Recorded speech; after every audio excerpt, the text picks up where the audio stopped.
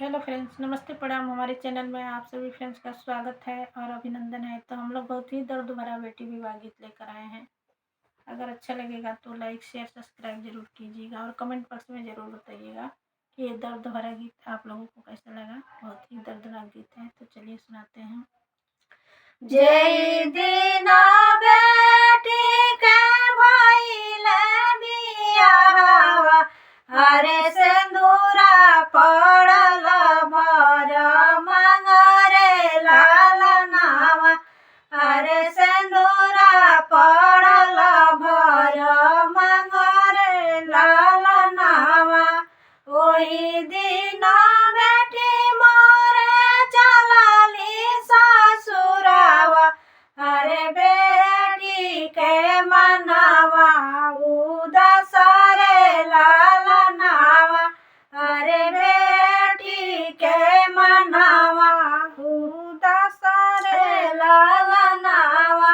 हरे अखिया से बहे लागेल रे लालनावा, सगवा में बैठल बाबा मोरे रोवे, अरे आमा मड़उआ के बिचारे लालनावा, अरे आमा मड़उआ के बिचारे लालनावा।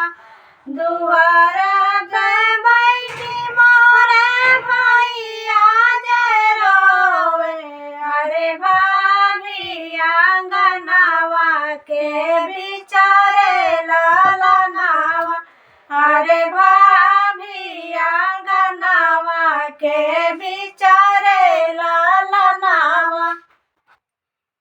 अपने पिया के घर जाऊए बेटी, अरे हंसी खुशी रहिया परिवार रे लालनावा, अरे हंसी खुशी रहिया परिवार रे लालनावा।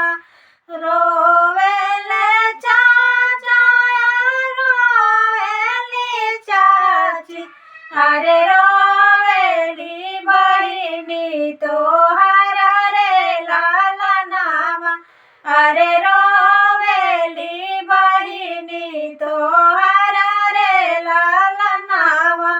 ना बोले सुगनावा ना नाचे मोरवा, अरे नहीं करे मैना पुकार रे लालनावा, अरे नहीं करे मैना पुकार रे लालनावा।